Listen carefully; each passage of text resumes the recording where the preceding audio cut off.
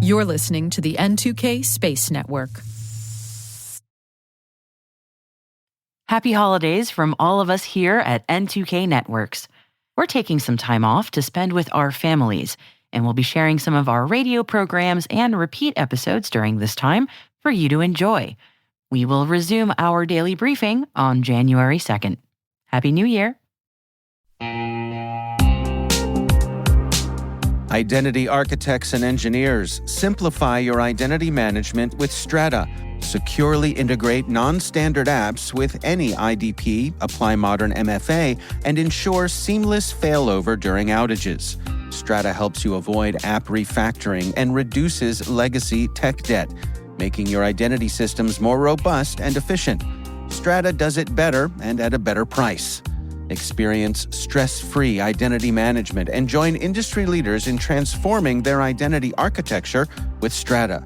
Visit strata.io/cyberwire, share your identity challenge, and get a free set of AirPods Pro. Revolutionize your identity infrastructure now. Visit strata.io/cyberwire. And our thanks to Strata for being a longtime friend and supporter of this podcast.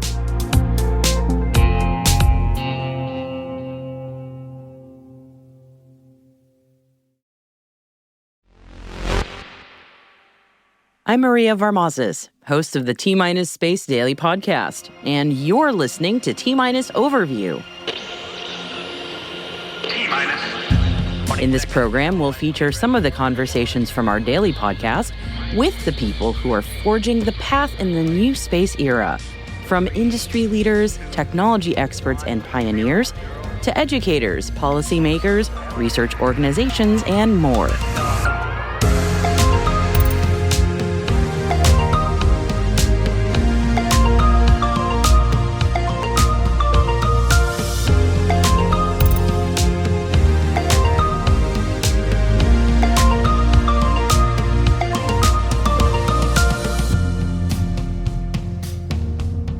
In this episode, we're going to discuss human spaceflight. It can be a divisive discussion. Should we be focusing on sending humans to space, or should we be using robots to explore the cosmos instead?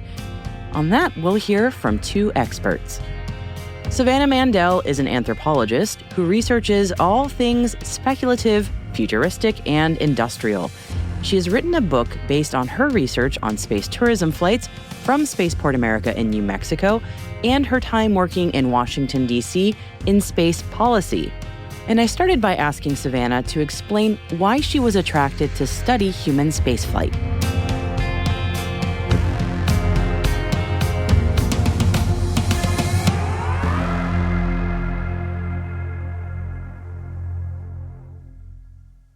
When I was much younger in undergrad, I remember I went to a professor and I asked her, I was like, is it possible to even research space as an anthropologist? And she said no. But to give her credit, she wasn't being an archaeologist. She didn't, know that this research existed. And it's a very small body of anthropologists who are doing this work. There's 24 people out there who are doing it.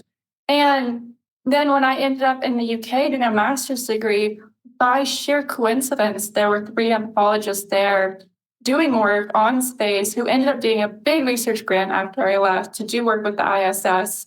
And so I was in the right place at the right time. And they helped me find my field site at Spaceport America for that master's degree research. And it was tough. It was tough to find the field site. I had to send out a lot of emails and cold calls. But Spaceport America was really amicable to the idea. And I went out there and I conducted research. And from there, it really snowballed. I kind of nosedived into space work and loved working in technical fields. As a cultural scientist, I loved getting to merge the two together. And so that's how it started. I find that just so fascinating. I only took a few anthropology courses in college, and I'm just like, it is such a cool area of study.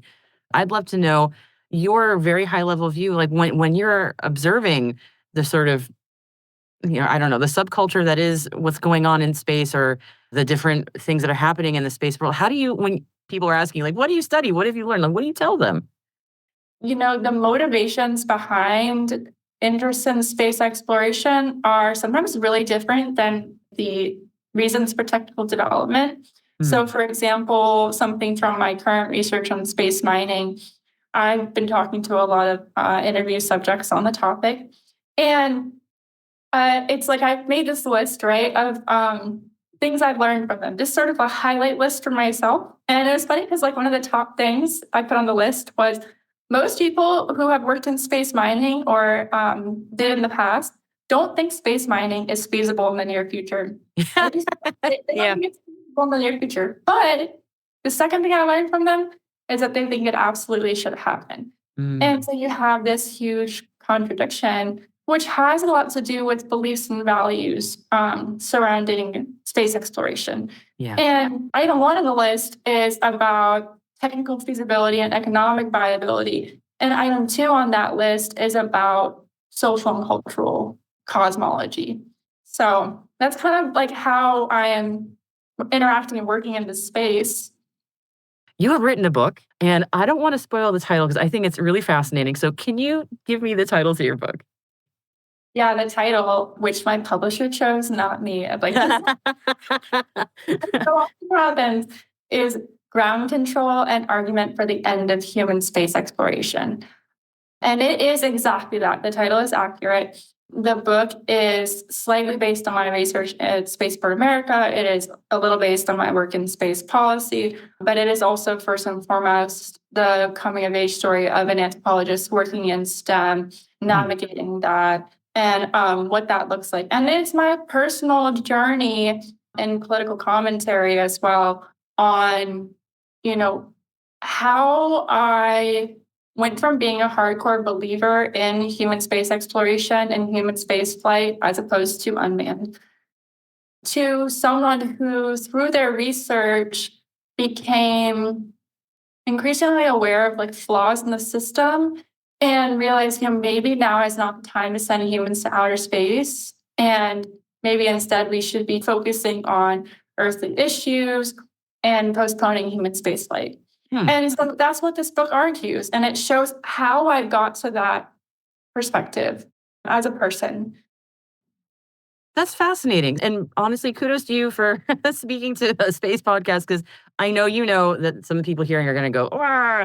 And it's important that we explore all these points of view, honestly. So I'm not coming at you in that way at all. I think it's really important to understand because, we're all living on this planet. We all have different points of view. So I would love to know just a bit about sort of how you arrived at where you got to. And for the record, many other people share your point of view who also work in the space industry. Walk me through it. First off, I should say, space is a topic that is close to heart for so many of us. We grew up looking at the stars as children. My mom used to wake me up in the middle of the night to go watch meteor showers. So I understand how personal and how emotional this topic is for so many human beings and how close it's been to us for our entire species lifetime. For me, when I started doing work at Space for America, I love space. I was not a space skeptic at all. I was curious about it in the way an anthropologist is curious about most things. And I think I went out there and was surprised by some things. I started to be surprised about the little things I saw, how bureaucratic a lot of the processes involved in the space were. That I felt like as I was taking notes, I started to see that things didn't add up. 2 + 2 did not always equal 4. Or sometimes I was being told, I'm writing down 2 + 2, but actually it's 2 + 3. What I mean by that is, in one side of my notes, I would have a list of the celebrities that were going to go on Virgin Galactic flights and how all these flights were going to equate to progress for humanity and progress for New Mexico and progress for the human future. But in the other side of my notes, I would have poverty statistics for the region. I would have statistics about protests for other regions surrounding spaceports. And I was like, how do these relate? How do these add up? And at that point in time, when I was doing my research, I didn't know. I didn't have the answers. I didn't have the answers when I came back to write my dissertation. So if you read that online, you're not going to see an early version of Ground Control because I wasn't thinking that way. Yeah. But when I ended up going to work in space policy in DC, I was exposed more and more to the colonial rhetoric, the territorial rhetoric, the imperial rhetoric that was still existent in the space industry, and especially the militaristic rhetoric, because at the time that I was in BC, the Space Force was being created. Yeah. Mm-hmm. And I was going to space hearings and seeing like the hearing in Congress where the Space Force was being discussed. And I started thinking, I was like, is this really how America is talking about space? Is this how we're talking about our space competitors? Is this the language that is being used? And I have several chapters on this where I kind of go into depth about all of that. Mm-hmm. And I just started feeling like I was in this Orwellian novel where I was like, is there something wrong here? Is there a reason why we're not questioning how we're talking about space? What our motivations for going to space are? Because that was the thing that messed with me, is it just didn't feel right why we were going to space or when we were going to space or what we were doing in space. And I also had this greater issue with who was in the conversations about space, who was getting a voice in this conversations about space, who was not. You know, were the people of Truth or Consequences getting a say in who was going on the flights and how often there were going to be flights, and expanding that basically idea to all of human spaceflight. And I was concerned. I was just concerned, and I started looking into that more and more. And the more I looked into it, the more I saw sort of cracks overall. And it was tough to think about it in that way because it feels very taboo, I think, to talk bad about outer space or to think negatively about human space exploration, because from a very young age, we are told that human space exploration is humanity's next stage, instead of being told from a young age that restoration or maintenance of Earth is humanity's future. Yeah. And it's just a narrative we are taught as Americans, as Westerners. Yep. And as humans to an extent, but I really do think it's a Western American narrative, truly. So that was a major part of the journey. Yeah. And I really dug into that as I began to write Ground Control. Thank you for sharing that. You've put your finger on the pulse of, I think, a lot of unsaid questions that I've often heard. And as I said, many people who listen to this show are obviously big boosters of space. But I think what you're saying relates to a question a lot of the big space boosters have, space fans, for lack of a better word, about why is it that a lot of people just don't care? And I think what a lot of the points that you brought out are sort of the underlying questions that a lot of people have. And I'm taking a bit of an oppositional point of view, but for folks who do want to see space succeed, they need to have some answers to these questions. We have to actually examine these questions and have some real answers and not just give it lip service. Otherwise, if the industry is going to continue to grow, these are very valid questions that people have. Like, your questions are very, very important. Yeah, I think it was strange for me because, there's this real demographic difference that I was faced with pretty consistently. When you are working in the space industry, it is a very elite industry. It's typically upper class, white males with a lot of opportunities. And, I would go home as an intern and work a bartending job where it's like my fellow bartenders did not want to talk about space. Yeah. It's not because they weren't educated enough to do so. It was because they were trying to pay their bills and get health insurance, and I've been kind of faced with that demographic my whole life and interacting with that demographic my whole life since I was a teenager. And I think about where do those individuals sit in conversations about space industry? They sit in a population that is left behind. Yeah. And that's a hard pill to swallow. And I guess I wrote the book for them. Yeah. I come at this question again. I'm not I'm not trying to sound oppositional. I grew up in a family where my family was not American. I'm a first generation American, and it was just like, well, space is American propaganda. That's actually what I still hear pretty much predominantly in my family. And that point of view is very pervasive, and it's not wrong either. So there's a lot to that. And I think these examinations are just so important, even for people who disagree with your thesis. I think it's really important that we understand and understand who's not being, as you said, part of the conversation And also, I mean, everything you're saying, I was like nodding my head because I'm just like, yeah, you're explaining things and couching a lot of these questions that I've heard sort of half said or unsaid for a long time. And you really put your finger on it because, these are very valid points. Yeah, I think one thing I want the readers who are in the opposing side to keep in mind too is that the book doesn't think we should never send humans to space. It just kind of argues that now is not the time to, and that we should focus efforts on unmanned exploration, which is less expensive, less dangerous, until Earth gets to a point of what I refer to as stability. And I go into, again, more detail about that, but it's about, dealing with issues like scarcity and climate change before prioritizing things that I feel like are a little frivolous, like space tourism, which is not so much about accomplishing things, as much scientific things there. So that's something that the book argues.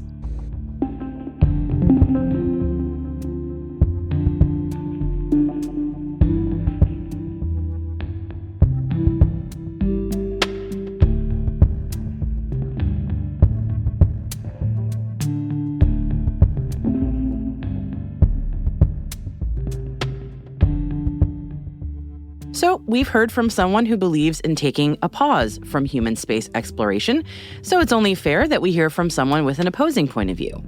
Dr. George Neild is the former head of the Federal Aviation Administration's Office of Commercial Space Transportation, and he was fortunate enough to experience spaceflight as a passenger on a Blue Origin New Shepard launch. I asked him about his flight and whether he thinks more people should experience space travel. So I have been working in the space programs of our country basically my whole career in the Air Force and working for NASA and then at the FAA, Office of Commercial Space Transportation. And so at this point in my life and having retired from the government now, to have the opportunity to personally experience space flight, it was just an incredible opportunity. So to start off, the folks on the flight, there were 6 of us. We flew into El Paso and stayed in a hotel overnight and then woke up the next morning and there were a number of Rivian electric trucks that drove us out to the launch site. It's a couple-hour drive from El Paso to get out to Van Horn and then eventually the launch site itself. Really different than, say, a Cape Canaveral. It's very much out in an area without many people living there, which is a great thing from a safety perspective if you're operating rockets and so forth. Different companies have different kinds of systems. What Blue Origin has come up with is a system that is fully automated. So there is not a pilot on board. There was not a pilot on the ground controlling the rocket. It's the computers that are flying things. And again, some people might be concerned about that, but the flip side of that is, you don't have to worry about pilot error. If there's not a pilot, once you've got the software working, then you got a good system. No human factor in that situation? Yes. So that offers an interesting opportunity to really streamline the training because we didn't have to worry about having to land the vehicle or what switches do you pull or what displays need you to push a button on and so forth. Instead, they've got it set up with 3 days of training. And we practice over and over and over again in their simulator what the flights would be like. But it's pretty much on, how do you get in and out of your seat, both on 1G conditions on the ground, and then if you're going to float around in weightlessness, how to understand the displays, how to talk in the radio, and then how to respond to emergency situations. And so by the time we got to launch day, everybody felt well prepared and ready to go. So that's a completely different scenario than when you've talked to Eileen Collins and other NASA astronauts who had to train for years to be able to fly the space shuttle, for example. So launch morning, we early wake up, got to meet up with our family and friends before launch, and then 45 minutes before launch, we drove out to the rocket on the pad, climbed up 7 flights of stairs and strapped into the capsule, and then we had the typical go, no-go polls from mission control with a nice set of very capable engineers that are overseeing the operations. And then 5, 4, 3, 2, 1, ignition. The rocket engine starts, and when they're up to speed, you're going. And unlike some of the other astronauts that I've talked to who described liftoff as a kick in the pants, this was rapid acceleration, but very smooth. There's no solid rocket boosters that have a rapid acceleration. And it was exciting, it's thrilling, lots of things to pay attention to. About a minute after that, you go through the maximum dynamic pressure, or max Q, a little over 2 minutes, main engine cut off. And then a few seconds after that, bang, the capsule separates from the booster. And then we're allowed to unstrap our harnesses and float around. Just an exhilarating feeling of weightlessness, doing somersaults, and just you just have to smile and laugh. And it's just such a joyful experience. But the highlight of the flight by far was the view. You look out of these huge windows and see the curvature of the Earth and this thin blue line that's the atmosphere that you're above. And you look above that, and instead of seeing blue sky, it is black, the blackest black that you can imagine. And that whole picture is the most beautiful thing that I have ever experienced in my life. I just get goosebumps telling people about it. It was just incredible. Pictures and videos do not do it justice. So about 3 minutes of weightlessness, then it's time to strap back into your seats and start descending back into the atmosphere. And once again, you're pushed back into your seat. And the parachutes come out, and a nice smooth descent, and then touchdown. And the whole thing lasted only about 10 minutes, but it was just an incredible experience. The ground support team drove out within just a few minutes, opened up the hatch, and were able to greet our families. And just a remarkable adventure, just an incredible experience. I got goosebumps listening to that. That's absolutely incredible. Thank you for sharing that. So just a comment about people asking, so what are you going to do now? Oh my goodness.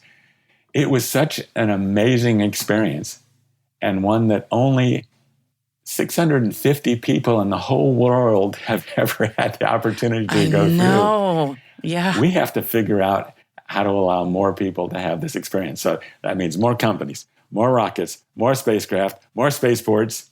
We have to figure out how to make these flights safer, more reliable, and lower cost, so that more people can have this life-changing experience. You described the view that you saw, and that sounds like you had the overview effect, as they say, that cognitive shift. Once you see that beautiful thin line of our atmosphere that protects us of the harmful radiation from space. I mean, what shifted for you when you came back to Earth? Were there any changes that you noticed within after you returned? So again, some people would even question, is it possible to have the overview effect after only 10 minutes and so, but it certainly is a life-changing experience, at least for me. And you realize how huge, how vast, how beautiful the universe is, how small each of us is, and what a special place to live the Earth is. And yes, we have to do all we can to take care of it. It really puts things in perspective. Don't worry about some things that you might worry about beforehand. And it's just an incredible experience, and an experience that I hope many more people can have in the future. Given the incredible career you have and how much experience you have in aerospace, and then you also got to become an astronaut too, which is just an amazing thing. Did your flight give you maybe a new insight or appreciation into spaceflight, or maybe the aerospace industry in general? Yes, I think one huge opportunity that those of us in aerospace have is to try to do a better job of talking about space and its importance and the experience to the rest of the public. I think in the past we've tended to stress science, technology, engineering, math, STEM subjects. Yes, we need people that are good in that, absolutely. But if you think about the long-term vision, Richard Branson wants to have his space lines. Jeff Bezos talks about having millions of people living and working in space to benefit Earth. Elon Musk wants to make humanity a multiplanetary species. So again, those are very ambitious goals and they're going to take a long time to achieve. Got it. But as we start to have commercial space stations, moon bases, scientific sites on Mars, and so forth, it's going to take a lot of different skills, a lot of different kinds of people to do this. Not just test pilots, scientists, engineers. We need those for sure. But also mechanics, technicians, welders, bakers. We need artists. We need painters. We need authors, storytellers. We need all kinds of different skills, all kinds of different people. We need space lawyers. We need communicators. We need administrators. We need people who are basically hotel managers that can oversee the operations and keep track of the finances. And so I guess my message, and one I hope will get out there in the future, is that if you have a passion for space, stick with it because there is going to be a place for you. So if you love engineering and science, that's fantastic. But if you have other strengths, other interests, other backgrounds, there's still going to be an opportunity for you to make a difference and to be a part of all this.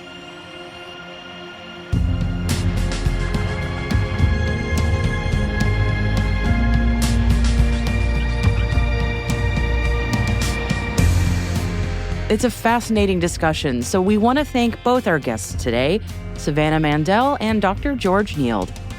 If you're interested in hearing more about the space industry, join me every day for T-Minus Space Daily, available on all major podcast platforms. Find out more at space.n2k.com. We'd love to know what you think of this show. You can email us at space@n2k.com. Your feedback ensures we deliver the information that keeps you a step ahead in the rapidly changing space industry. This episode was produced by Alice Carruth. Our associate producer is Liz Stokes. We are mixed by Elliot Peltzman and Trey Hester, with original music by Elliot Peltzman. Our executive producer is Jennifer Iben. Our executive editor is Brandon Karp. Simone Petrella is our president, Peter Kilpie is our publisher, and I am your host, Maria Varmazes. Thank you for listening. We will see you next time.